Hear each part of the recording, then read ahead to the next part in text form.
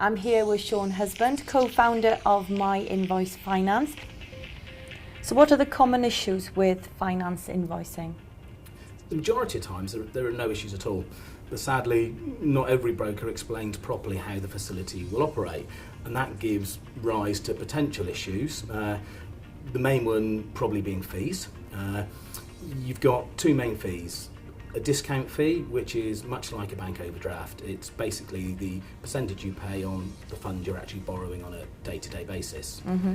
Secondly, you've got the service fee, and the service fee is a percentage of your turnover. So that seems pretty straightforward. So what are the problems that arise? Well, where the problem comes from is that with the service fee, it's a percentage. So if you're turning over £500,000 and you're paying a service fee of 1%, then that fee would be £5,000. Mm-hmm. But in some agreements you'll see there's a minimum service fee, and if that minimum service fee is quoted at £10,000, then you'll pay £10,000 instead of £5,000. To make it worse, a minority of lenders also put in a minimum turnover level. So if you don't hit that minimum turnover level, you'll actually pay your 1% on an even higher fee again. So how do you avoid that becoming a problem? Well, the first thing to do is to make sure that when you do get a new facility, your broker goes through with you all of the issues and how the facility is going to work. Could you give me an example? Yeah, I mean, some of the biggest issues, for example, are where you have a combined discount and service fee. Mm. So let's say the business is turning over £500,000 a month. If you had a combined service fee of, say, 2%, that would cost you £120,000 a year as a combined fee. But if you'd gone to a traditional invoice financer that charged you, say, a service fee of 0.5% and an interest rate of 5% over base, even if you borrowed something like £1 million on average, you'd end up only paying about £80,000 in fees. So there's a big difference there between £120,000 and £80,000. Any other fees that they should look out for?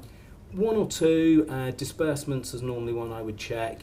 How much are you actually paying to draw money down when you need it? Yeah. And secondly, refactoring, which is probably a phrase most people don't understand. Basically, what that is, your funder may charge you a percentage of any invoices you've got that are over their funding period, and that's typically 90 days. So apart from fees, any other common issues? Probably the next one is actually the funding level itself. And that tends to come from a number of different areas. And I often hear directors say, I should be getting 90% of my invoice value, but in reality I'm only getting 50%. The reason for that is because you'll get things like verification.